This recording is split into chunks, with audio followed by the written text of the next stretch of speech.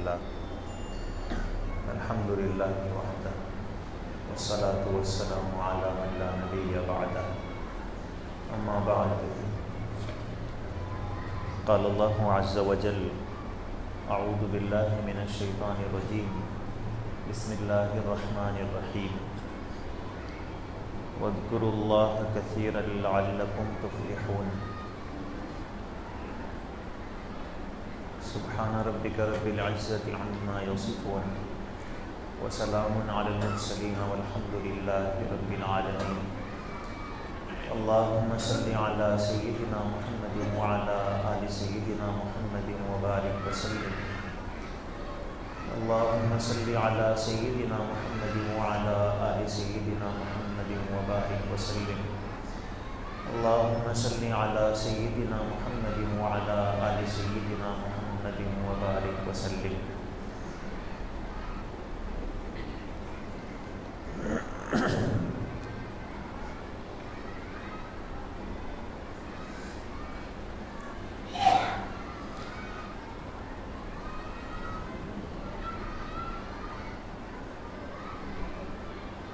کل قیامت میں جنت میں جو لوگ جائیں گے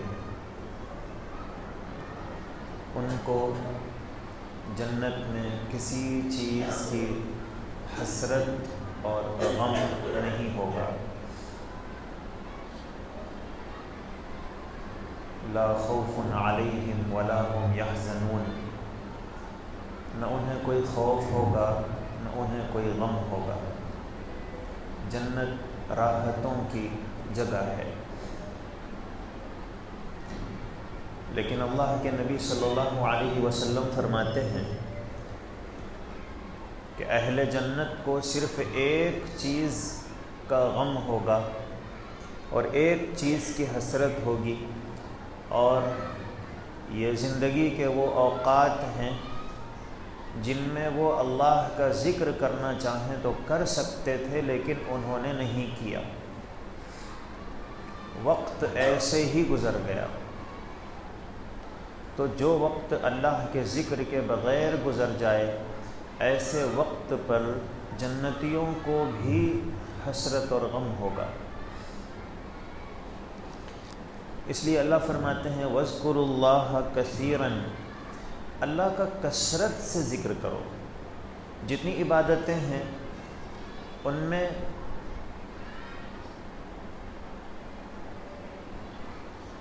کثرت کے بجائے یہ کہا گیا کہ حدود کے اندر رہ کر کرو.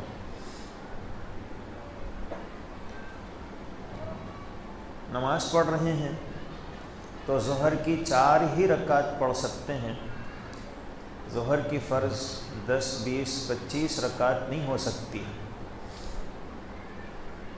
سورہ فاتحہ آدمی پہلی رکعت میں پڑھتا ہے. اگر کوئی ایک ہی رکعت میں کئی مرتبہ سورہ فاتحہ پڑھ دے تو اس پر سجدہ سہو واجب ہو جاتا ہے. التحیات آدمی ایک ہی مرتبہ پڑھ سکتا ہے. اگر قاعدے میں کوئی 2 مرتبہ التحیات پڑھ دے تو سجدہ سہو واجب ہو جاتا ہے. پہلے قاعدے میں اگر 2 مرتبہ پڑھ لے. سجدے ہر رکعت میں 2 ہی کیے جا سکتے ہیں. اگر کوئی سوچے کہ میں 3 4 کر لوں گا تو اس کی وجہ سے سجدہ سہو واجب ہو جاتا ہے. لیکن ذکر کا جہاں نمبر آیا تو اللہ نے فرمایا وَاذْكُرُوا اللَّهَ كَثِيرًا، اللہ کا کثرت سے ذکر کرو، بہت ذکر کرو. اور لعلکم تفلحون، تاکہ تم کامیاب ہو جاؤ، فلاح تمہیں مل جائے. 3 چیزوں قرآن کریم میں 3 چیزیں بتائی گئی ہیں جن سے انسان کو کامیابی اور فلاح مل جاتی ہے. فلاح کہتے ہیں اس کامیابی کو جس کے بعد کوئی ناکامی نہ رہے، وہ کامیابی جس کے بعد وہ خوشی جس کے بعد کوئی غم نہ رہے. اور تو اب یہ جو فلاح ہے اللہ نے 3 موقعوں پر کہا کہ اس سے تم کو کامیابی ملے گی. ایک اللہ نے فرمایا توبوا الی اللہ جمیعا ایھا المؤمنون کہ اے ایمان والو توبہ کرو، لعلکم تفلحون تاکہ تم کامیاب ہو جاؤ۔ تو انسان کو کامیابی ملتی ہے توبہ کرنے سے، کہ آدمی اپنے گناہوں سے توبہ کرے، یہ کامیابی کا زینہ ہے۔ دوسرے موقع پر اللہ نے فرمایا کہ قد افلح المؤمنون، ایمان والے کامیاب ہو گئے۔ کون؟ الذین هم فی صلاتهم خاشعون، جو نماز میں خشوع و خضوع اختیار کرتے ہیں، جو عاجزی کے ساتھ، انکساری کے ساتھ، یکسوئی کے ساتھ، توجہ کے ساتھ نماز پڑھتے ہیں، انہیں کامیابی ملے گی، یہ فلاح پانے والے ہیں۔ اور تیسرا موقع یہ ہے کہ جو لوگ کثرت سے ذکر کرتے ہیں اللہ تعالیٰ انہیں کامیابی عطا فرمائیں گے۔ اللہ فرماتے ہیں یا ایھا الذین آمنوا، اے ایمان والو، لا تلہکم اموالکم ولا اولادکم عن ذکر اللہ، تم کو تمہارے مال اور تمہاری اولاد اللہ کے ذکر سے غافل نہ کریں۔ یہ دو چیزیں ایسی ہیں جو انسان کو غفلت میں مبتلا کر دیتی ہیں۔ ایک انسان کا مال ہے کہ آدمی کے پاس جو مال ہے اور مال کی کثرت ہے تو اس کی وجہ سے وہ اللہ کے ذکر سے غافل ہو جاتا ہے، اور دوسرے اولاد ہے کہ اولاد کی مصروفیتیں، ان کے کام کاج، ان کی دیکھ بھال، ان کے اور بہت سارے جو ان سے جڑے ہوئے کام ہیں، ان کی وجہ سے آدمی اللہ کے ذکر سے اس کی توجہ ہٹ جاتی ہے۔ تو اللہ فرماتے ہیں کہ دیکھو تمہارے مال اور تمہاری اولاد تمہیں اللہ کے ذکر سے غافل نہ کریں۔ وَمَنْ يَفْعَلْ ذَلِكَ فَأُولَٰئِكَ هُمُ الْخَاسِرُونَ، جو لوگ ایسا کرتے ہیں کہ مال و اولاد کی مصروفیتوں میں گم ہو کر اللہ کی یاد سے غافل ہو جاتے ہیں، یہی خسارہ پانے والے، یہی گھاٹے والے ہیں، یہی نقصان اٹھانے والے ہیں۔ اللہ نے فرمایا کہ فَاذْكُرُونِي، تم مجھے یاد کرو، اذکرکم، میں تمہیں یاد کروں گا۔ اور پھر اللہ فرماتے ہیں کہ انا معہ اذا ذکرنی، جب بندہ مجھے یاد کرتا ہے تو میں اس کے ساتھ ہوتا ہوں۔ اللہ کی معیت، اللہ کا ساتھ انسان کو نصیب ہوتا ہے اللہ کا ذکر کرنے سے۔ اللہ کے رسول صلی اللہ علیہ وسلم فرماتے ہیں کہ حضرت موسیٰ علیہ السلام نے ایک مرتبہ اللہ نے حضرت موسیٰ علیہ السلام سے پوچھا کہ موسیٰ کیا تم یہ پسند کرتے ہو کہ میں تمہارے گھر میں رہوں؟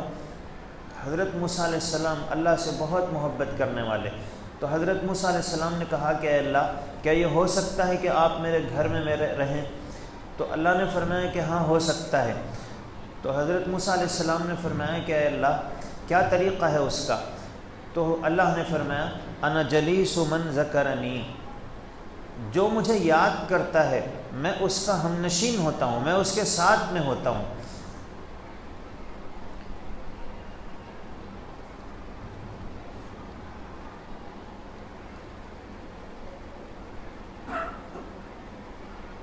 اللہ کے رسول صلی اللہ علیہ وسلم فرماتے ہیں کہ جس گھر میں اللہ کا ذکر کیا جاتا ہے، اللہ کو یاد کیا جاتا ہے، تو وہ گھر آسمان والوں کے لیے ایسے ہی چمکتے ہیں جس طرح زمین والوں کے لیے ستارے چمکتے ہیں۔ جیسے زمین والوں کو ستارے چمکدار اور چمکتے ہوئے نظر آتے ہیں، اللہ کے رسول صلی اللہ علیہ وسلم نے فرمایا کہ جس گھر میں اللہ کا ذکر ہوتا ہے آسمان والوں کے لیے وہ گھر ویسے ہی چمکدار ہو جاتے ہیں اور ستاروں کی طرح چمکتے ہیں۔ اور ایک بزرگ کہتے ہیں کہ رشک کرتا ہے فلک ایسی زمین پر اسعد، آسمان ایسی زمین پر رشک کرتا ہے فلک ایسی زمین پر اسعد، جس پہ دو چار گھڑی ذکر خدا ہوتا ہے۔ اللہ کا ذکر زمین کے جس حصے پر ہوتا ہے آسمان بھی اس کے اوپر رشک کرتا ہے، کاش یہ ذکر میرے اوپر ہوتا۔ اللہ کے پیغمبر علیہ السلام فرماتے ہیں کہ جن نیکیوں کی وجہ سے انسان کے گناہ دھل جاتے ہیں، گناہ معاف ہو جاتے ہیں، ان میں اللہ کا ذکر بھی ہے، کہ جب بندہ اللہ کا ذکر کرتا ہے تو اس سے اللہ تعالیٰ اس کے گناہوں کو معاف فرما دیتے ہیں۔ اور حضرت جابر رضی اللہ عنہ سے مرفوعاً روایت ہے کہ کوئی عمل، کسی آدمی کا کوئی عمل اللہ کے ذکر سے بڑھ کر اسے نجات دلانے والا نہیں ہے۔ ہم کوئی بھی عمل کریں، ہر عمل انسان کو مدد پہنچاتا ہے جنت میں پہنچانے میں، لیکن اللہ کے رسول صلی اللہ علیہ وسلم خود فرماتے ہیں کہ اللہ کے ذکر سے بڑھ کر کوئی عمل انسان کو نجات دلانے والا اور جنت میں پہنچانے والا نہیں ہے۔ اور پھر اللہ کے پیغمبر علیہ الصلاۃ والسلام نے ارشاد فرمایا کہ اللہ یہ کہتے ہیں من شغلہ ذکری عن مسئلتی، ایک آدمی صبح شام میرے ذکر میں مصروف ہے اور ذکر کی وجہ سے اس کو اتنی فرصت نہیں ملتی ہے کہ وہ مجھ سے دعا کرے، صبح سے شام تک اس اللہ کی یاد میں ہے، ذکر میں ہے، اس کے پاس اتنا ٹائم نہیں ہے کہ وہ دعا بھی کر سکے، تو اللہ فرماتے ہیں من شغلہ ذکری عن مسئلتی، جس کو میرے ذکر نے مجھ سے دعا کرنے سے مصروف کر دیا تو پھر اعطیتہ فوق سؤال السائلین، تو میں ایسے میری یاد میں اپنا وقت گزارنے والے کو جتنے لوگ دعائیں کر رہے ہیں ان دعاؤں کے کرنے والوں کو میں جتنی چیزیں دیتا ہوں اس کو اس سے زیادہ دیتا ہوں، اس لیے کہ یہ میری یاد میں لگا ہوا ہے، اس لیے دعا کرنے کا ٹائم اس کو نہیں مل پا رہا ہے۔ تو سارے ان دعا کرنے والوں کے دعاؤں میں ہم حصے دار بن جائیں اور ان سے زیادہ چیزیں اللہ تعالیٰ ہمیں عطا فرمائیں، تو اس کا آسان طریقہ یہ ہے کہ آدمی اپنے صبح و شام میں اللہ کے ذکر کو اپنے معمولات میں داخل کر لے۔ اللہ کے پیغمبر علیہ الصلاۃ والسلام کے ارشادات سے معلوم ہوتا ہے کہ انسانوں کو یا پھر مخلوقات کو جو بھی پریشانیاں لاحق ہوتی ہیں اس کی وجہ اللہ کے ذکر سے غفلت ہے۔ چنانچہ اللہ کے پیغمبر علیہ الصلاۃ والسلام نے ارشاد فرمایا کہ اس وقت تک قیامت قائم نہیں ہوگی جب تک دنیا میں اللہ اللہ بولنے والے موجود ہیں، تو گویا ہر چیز کی ایک زندگی ہے، روح ہے، جب وہ روح موجود ہے تو وہ زندہ ہے، اور جب وہ روح ختم ہوتی ہے تو پھر وہ مردہ ہو جاتا ہے۔ چنانچہ جب کوئی پرندہ شکار کیا جاتا ہے تو وہ اس وقت شکار میں پھنستا ہے جب وہ اللہ کے ذکر سے غافل ہو جاتا ہے، کوئی ٹہنی اس وقت تک نہیں کاٹی جاتی ہے جب تک وہ اللہ کے ذکر میں مصروف ہے، اور جب وہ اللہ کے ذکر سے غافل ہوتی ہے تو اسے کاٹ دیا جاتا ہے۔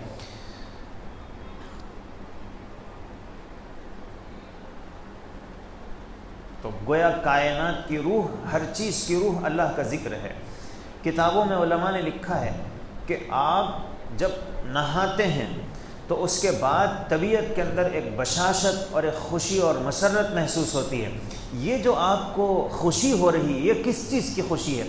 یہ جو ہم نے اپنے جسم کو پاک صاف کیا تو اس کی وجہ سے ہمارے جسم کا رواں رواں اللہ کے ذکر میں لگا ہوا ہے، تو اس کی برکت ہمیں یہ محسوس ہو رہی ہے کہ خوشی اور ایک مسرت ہمیں روحانی طور پر محسوس ہو رہی ہے۔ اور دھلا ہوا کپڑا جب آدمی پہنتا ہے تو جب تک وہ صاف ستھرا ہے تو انسان کی طبیعت کے اندر ایک خوشی اور مسرت اسے محسوس ہوتی ہے، اور جیسے ہی کپڑا میلا ہوتا ہے تو انسان کی طبیعت بجھ جاتی ہے۔ تو آخر اس گرد و غبار سے انسان کی طبیعت پر کیا اثر پڑا؟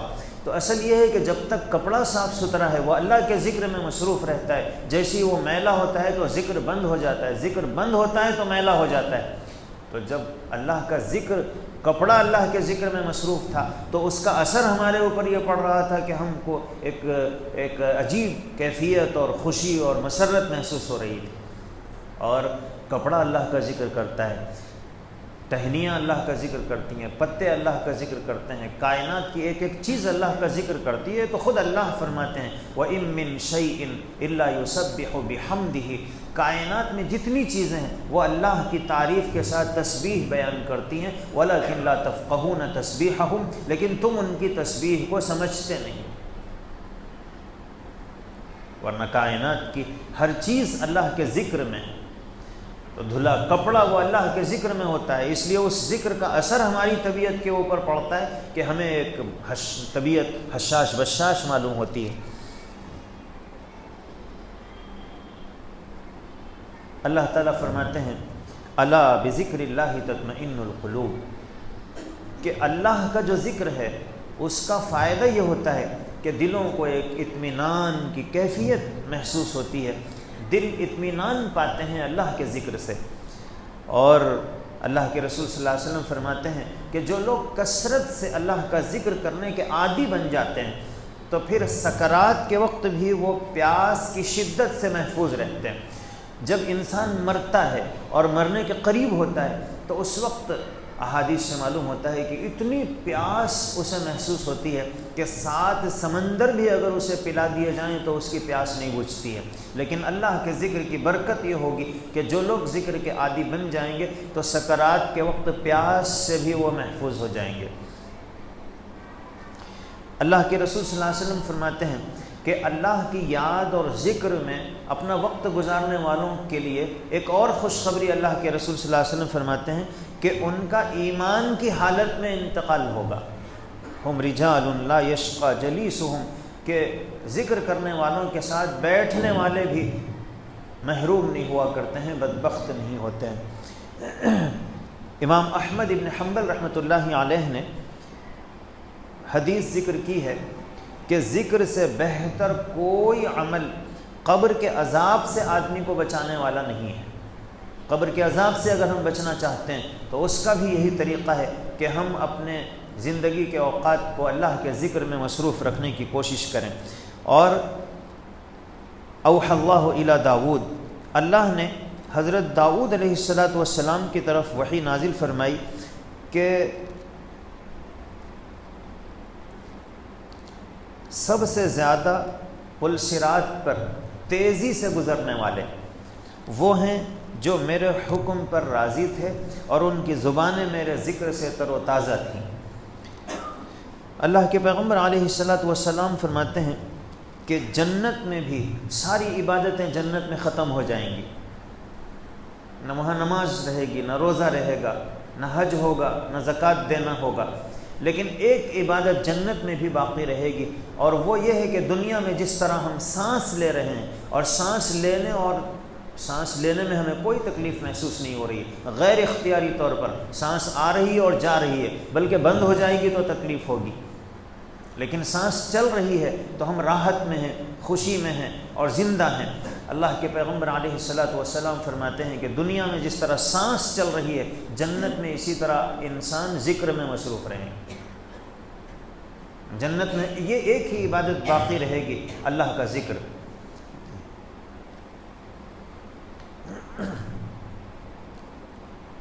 کثرت سے ذکر کرنا ہے، کیسے کرنا ہے؟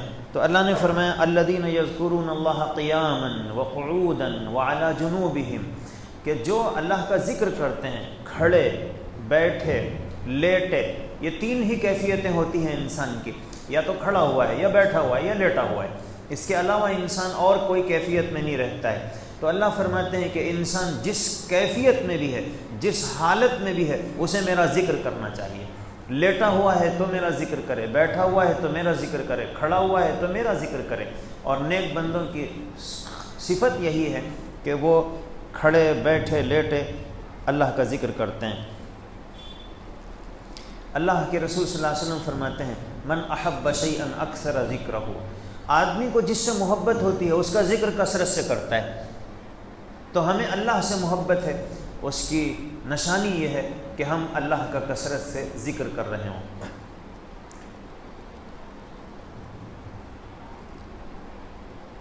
اللہ کے نبی صلی اللہ علیہ وسلم فرماتے ہیں من اکثر ذکر اللہ احبہ اللہ تعالی، جو اللہ کا ذکر کثرت سے کرتا ہے اللہ اس سے محبت کرتے ہیں۔ یعنی ہم اللہ سے محبت کریں یہ تو پہلا مرحلہ ہے، اور اللہ ہم سے محبت کریں، اللہ کے رسول صلی اللہ علیہ وسلم فرماتے ہیں کہ آسان طریقہ ہے، اللہ کا ذکر کرو، اللہ تم سے محبت کریں گے۔ اور اللہ کے نبی صلی اللہ علیہ وسلم کی احادیث سے معلوم ہوتا ہے کہ القلب اذا منع الذکر مات، دل جب اللہ کے ذکر سے غافل ہوتا ہے تو پھر وہ دل مردہ ہو جاتا ہے۔ حضرت حسن بصری رحمۃ اللہ علیہ سے کسی نے دل کی سختی کی شکایت کی کہ میرا دل بہت سخت ہے، تو حضرت حسن بصری نے فرمایا ادنو من مجالس الذکر، کہ ذکر کی مجلسوں میں بیٹھو اور ذکر کرو تمہارا دل نرم ہو جائے گا۔ اللہ نے فرمایا وَاذْكُرِ اسْمَ رَبِّكَ وَتَبَتَّلْ إِلَيْهِ تَبْتِيلًا، اللہ کا ذکر کرو اور بالکل یکسو ہو کر کرو، ہر چیز سے ہٹ کٹ کر کرو۔ اب ہر چیز سے ہٹ کر اور اللہ کا ذکر کیا جائے، اسی کو ذکر خفی اور ذکر اور مراقبہ کہتے ہیں، کہ آدمی ہر چیز سے ہٹ کر، ہر چیز سے بے تعلق ہو کر بس اللہ کی یاد میں کھو جائے، اور جس کو تبتل کہتے ہیں کہ ہر طرف سے یکسو ہو کر۔ یہ ہماری زندگی میں اللہ کے پیغمبر علیہ الصلوۃ والسلام کو حکم ہو رہا ہے کہ آپ ہر چیز کو چھوڑ کر اللہ کے ذکر میں اپنا وقت گزاریں۔ تو ہمیں بھی اپنی زندگی میں کچھ ایسے اوقات بنانے چاہیے جس میں ہم ہر چیز سے ہٹ کٹ کے اللہ کی یاد میں اپنا کھو گئے ہوں اور اللہ کی یاد میں اپنا کچھ وقت گزار رہے ہوں۔ تو یہ جو ذکر کی عادت ہے اور اللہ کا ذکر ہے، یہ بہت بڑی نعمت ہے۔ ایک مرتبہ ایک بزرگ راستے سے جا رہے تھے تو انہوں نے دیکھا کہ ایک آدمی ہے جس کے ہاتھ اور پیر بھی مفلوج ہیں اور جسم پر بھی جگہ جگہ زخم ہیں، صرف زبان ٹھیک ہے، اور وہ زبان سے اللہ کے ذکر میں اور اس کی تعریف میں مصروف ہیں کہ اللہ آپ کی تعریف ہے، آپ نے اتنی نعمتیں دی ہیں کہ میں اس کا شکر ادا نہیں کر سکتا ہوں۔ تو پوچھنے والے نے پوچھا کہ تمہارے تو ہاتھ بھی مفلوج ہیں، پیر بھی ناکارہ ہو گئے ہیں اور جسم پر بھی جگہ جگہ زخم ہیں، اور صرف زبان ٹھیک ہے اور تم اس پر اتنا شکر ادا کر رہے ہو؟ تو اس نے کہا کہ اللہ کا احسان ہے کہ زبان تو صحیح سلامت ہے۔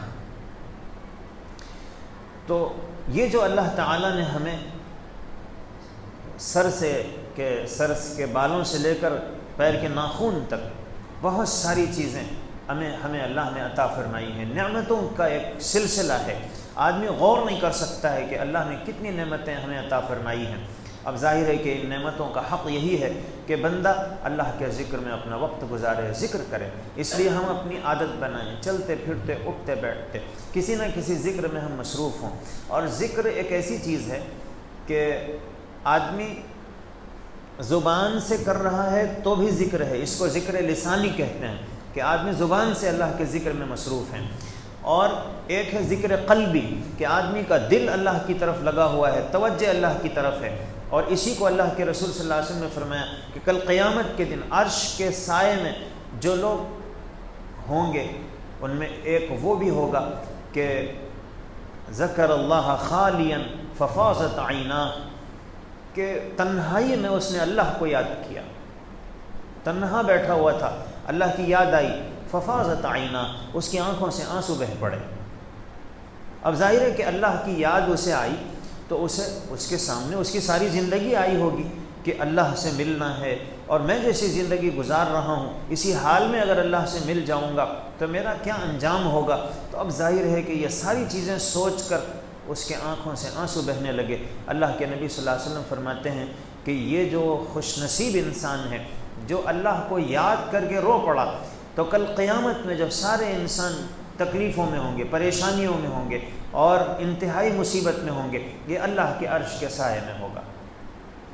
اس لیے ہم اپنی زندگی کا معمول بنائیں کہ صبح شام کم از کم 100 مرتبہ سوم کلمہ، 100 مرتبہ درود شریف اور 100 مرتبہ استغفار پڑھیں، اور قرآن کریم کی تلاوت جتنی ہو سکتی ہے کرنے کی کوشش کریں، اور کوئی ایک وقت مقرر کر کے چاہے 5 منٹ 10 منٹ ہی صحیح، ہم ساری دنیا سے بے تعلق ہو کر اور یکسوئی کے ساتھ اللہ کی یاد میں کھو جائیں۔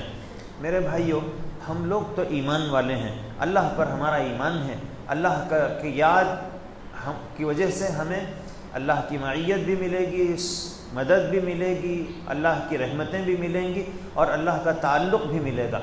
دنیا میں کتنی قومیں ایسی ہیں جو بس جگہ جگہ ان کے مراقبوں کے سنٹر ہیں، غیر مسلموں کے، مختلف قوموں کے، کہ وہ گھنٹوں بیٹھے ہوئے ہیں اور بس خاموش بیٹھے ہوئے ہیں اور کسی ایک طرف دھیان کیے ہوئے ہیں، اور ان کا کہنا یہ ہے کہ اس کی وجہ سے زندگی میں سکون آتا ہے۔ اسلام نے بتلایا ہے کہ زندگی میں سکون تو اللہ کے ذکر سے آتا ہے، اس لیے خالی آدمی بیٹھ نہیں سکتا ہے کہ سارے خیالات ہٹ جائیں، کوئی خیال اس کے ذہن میں نہ رہے، یہ نہیں ہو سکتا ہے، کسی نہ کسی چیز کا خیال ہوگا۔ تو اللہ نے فرمایا کہ اللہ کا خیال یہ انسان کو، اس کے دل کو اطمینان پہنچاتا ہے اور زندگی میں سکون لاتا ہے۔ اس واسطے ہمیں اللہ کے ذکر میں کے لیے اپنا وقت نکالنا چاہیے۔ اللہ سے دعا ہے اللہ تعالیٰ مجھے آپ کو اپنے صبح و شام کے جو معمولات ہیں اور اللہ کے ذکر میں جو وقت ہمیں خرچ کرنا چاہیے اور ہم اپنی غفلت اور کوتاہی کی وجہ سے نہیں کر پا رہے ہیں، کبھی پابندی ہوتی ہے کبھی نہیں ہوتی ہے، ہمارا وہ دن جس دن ہم نے اللہ کے رسول صلی اللہ علیہ وسلم پر درود نہ پڑھا ہو، وہ دن ہمارا انتہائی گویا بد نصیب دن ہے۔ وہ دن جس میں ہم نے اللہ کا ذکر نہ کیا ہو وہ ہماری زندگی کا تاریک دن ہے۔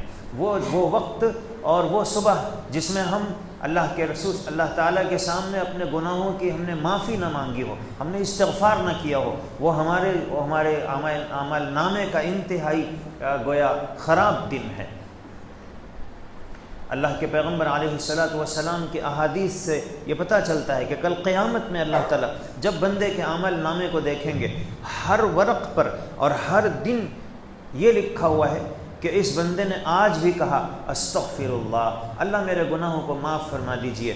ورق پلٹایا گیا، وہاں بھی لکھا ہوا ہے، ہر دن کی کارگزاری جو اس کی ہے اس میں ہر دن میں یہ لکھا ہوا ہے استغفر اللہ استغفر اللہ، اللہ میرے گناہوں کو معاف فرما دیجئے، اللہ میرے گناہوں کو معاف فرما دیجئے۔ اب ظاہر ہے کہ جس کی زندگی کا ہر ورق اس سے بھرا پڑا ہے تو کل قیامت میں اللہ تعالیٰ اسے عذاب کیسے دیں گے؟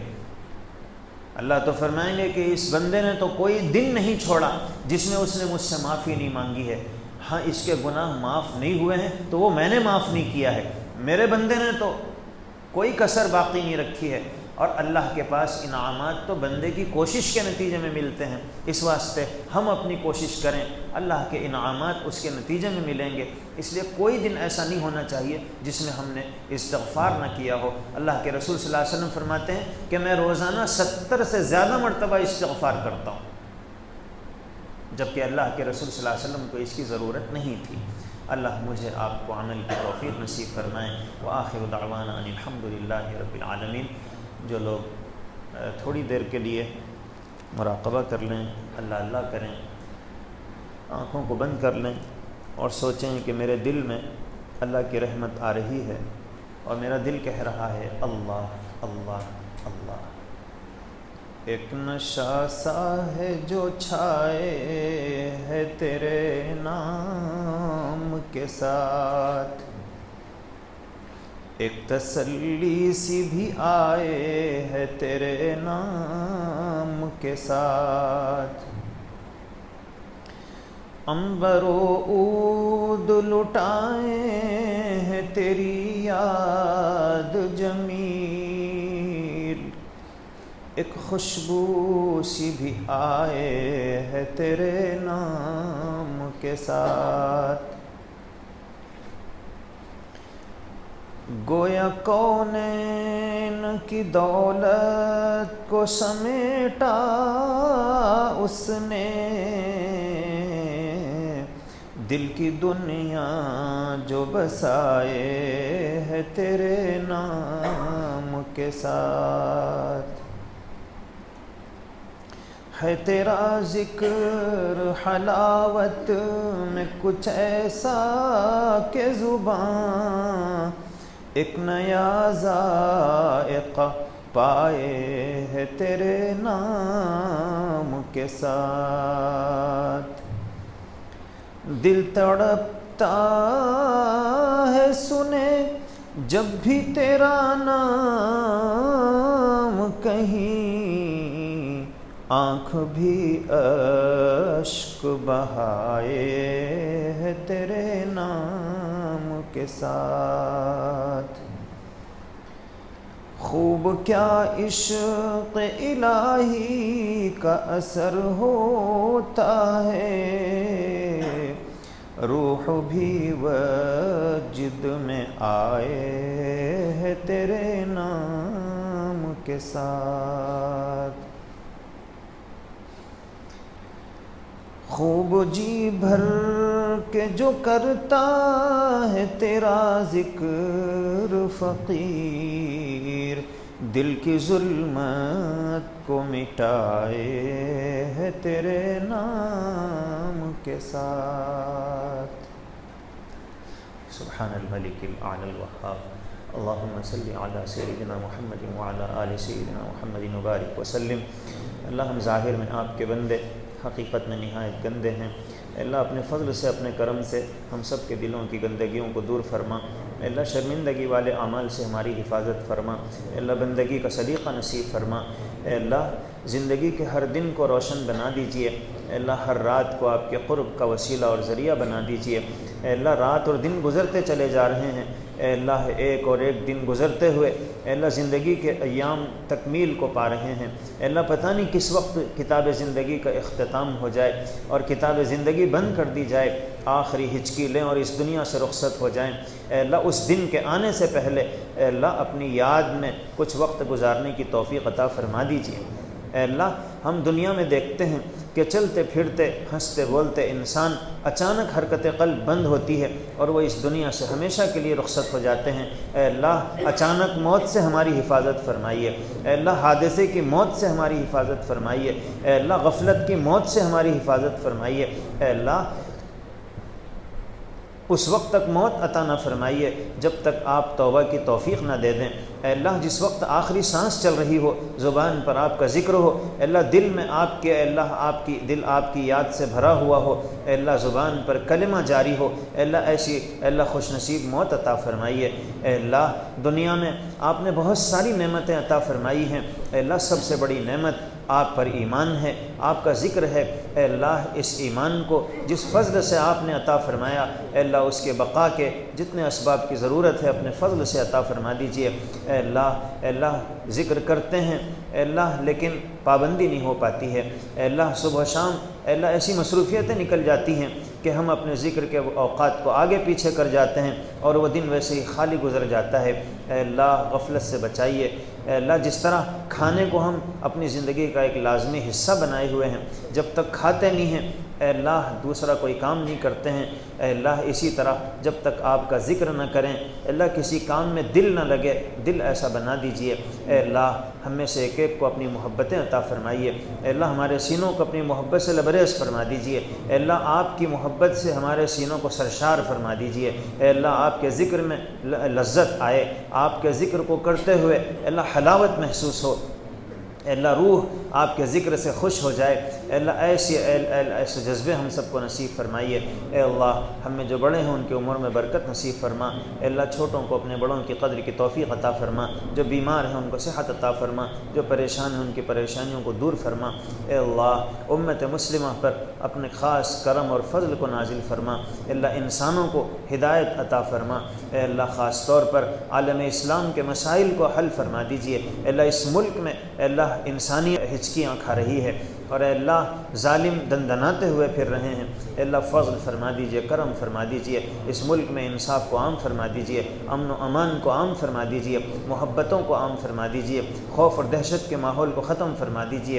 اے اللہ ظالموں کو صفحہ ہستی سے مٹا دیجئے۔ اے اللہ امن پسندوں کو غلبہ نصیب فرمائیے۔